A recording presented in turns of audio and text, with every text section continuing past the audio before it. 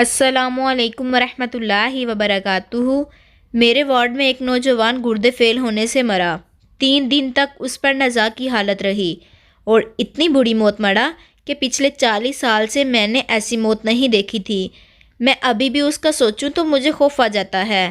مرنے سے پہلے 2 دن اس کا منہ نیلا ہو جاتا، آنکھیں نکل آتی اور منہ سے دردناک آواز نکلتی جیسے کوئی اس کا گلا دبا رہا ہو۔ مرنے سے 1 روز قبل یہ حالت اتنی شدید ہوئی کہ وارڈ سے دوسرے مریض بھاگنے شروع ہو گئے۔ اس کا باپ آیا اور ترلے منتیں کرنے لگ پڑا کہ اس کو زہر کا انجیکشن لگا دیں، لیکن میں مانا نہیں کیونکہ بحیثیت ڈاکٹر یہ میرا پیشہ ہی نہیں۔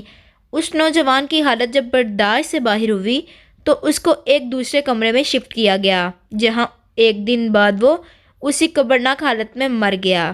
بعد میں پوچھنے پر اس کے والد نے بتایا کہ یہ اپنی بیوی کو خوش کرنے کے لیے اپنی ماں کو مارا کرتا تھا اور میں اس کو بہت روکا کرتا تھا کہ بدبخت ایسا نہ کر، تیری ماں ہے۔ ڈاکٹر صاحب نے یہ بری موت اسی کا نتیجہ ہے۔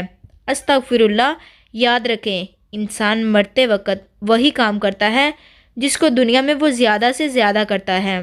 اپنے آپ سے پوچھئے کہ میں کون سا کام سب سے زیادہ کرتی ہوں یا کرتا ہوں، اور وہی کام کرتے ہوئے موت آ گئی تو کیا رب کو منہ دکھا سکوں گے یا دکھا سکوں گی؟ اگر یہ آپ کو ویڈیو پسند آتی ہے تو لائک، شیئر اور سبسکرائب لازمی کریں۔ شکریہ۔